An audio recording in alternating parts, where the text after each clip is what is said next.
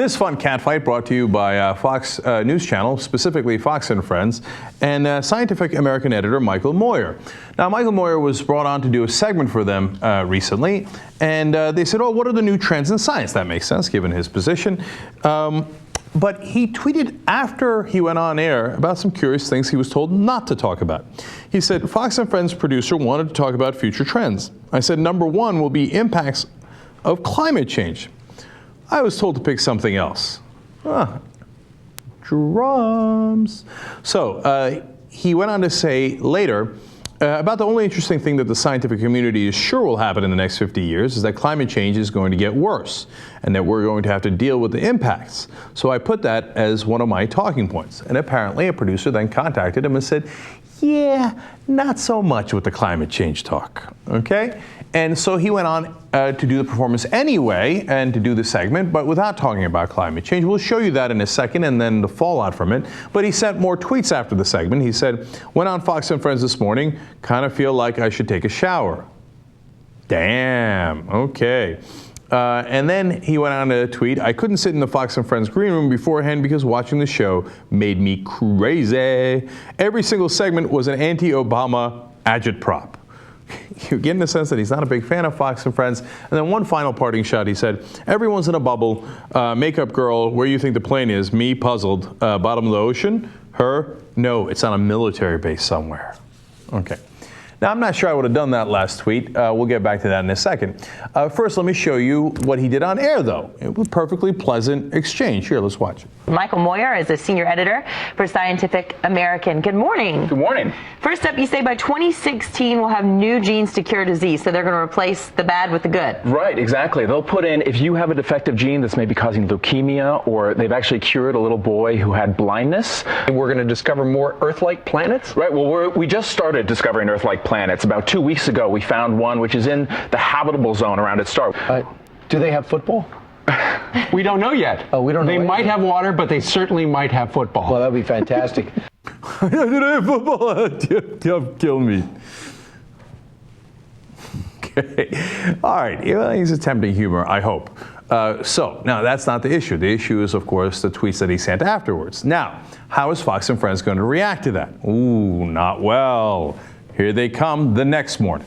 We had him on yesterday to talk about futuristic trends, and he talked about gizmos in the future that will make diseases, stuff with chromosomes. Yeah, you know what? And it was an interesting segment. And so. Yeah, I thought we had a nice chat before the segment aired, you know, during the commercial break and afterward and all that. But apparently, he didn't quite see it that way, because as soon as he left the couch, curvy couch, he gets out of the building and he starts saying things like this on Twitter. Went on Fox and Friends this morning, kind of feel like I should take a shower. Okay, so that was... I believe you could take that as a negative. Yeah. Right? I Indeed. think that's pretty much a hit. Yeah. Mm-hmm. Okay, hey, nailed it. You figured it out. That's right. He was insulting. Okay, so apparently they're not too happy about that. How dare he? But, you know, in the rest of their commentary here, they're going to say some interesting and somewhat revealing things. Let's watch. So anyway, that seemed weird to us, but then he kept tweeting. He also attacked our makeup artist. He wrote, everybody's in a bubble, makeup girl, where you think the plane is? Me, puzzled, bottom of the ocean. Her, no, it's on a military base somewhere. Okay, that's a little off. You know, look. Yeah, here she is trying to do his hair and makeup and make him look better than ever, right? Wipe the sleep out of his eyes. And now he's commenting and making her look like an idiot on social media. Now, I wouldn't have called your makeup person an idiot on TV like that. I would have tried to, go in a different direction. But overall, I don't even disagree with them on this. Like, I would have left the makeup person out of it. And they don't represent Fox and Friends or Fox News. And there's a lot of people that work at a TV station. I've got a lot of interesting ideas. Now, it's true that in the Fox bubble, there's a lot of crazy there. But it's a target-rich environment if you just picked on the on-air hosts. But now we go to the heart of this. Let's watch.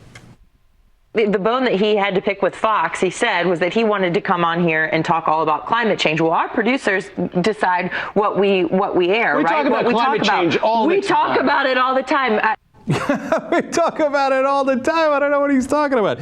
Union of Concerned Scientists did a study that they released recently. Back in 2012, Fox News, 72% of the time that they mentioned climate change, they included misleading information.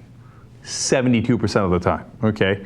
Such as all the different segments we've shown you in the past. They say there's global warming. It's snowing outside. Footballs on other planets. 72% of the time. But you know what? You think that's bad? Well, 2012 was actually a stellar year for them. In 2013, the number of times that they had entirely factual statements when they covered climate change on Fox News was 7%. Only 7% of the time were they entirely factual. We cover climate change all the time. I don't know what he's talking about. That's crazy talk. And who knows, dude? I mean, hey, we can cover anything we like, right?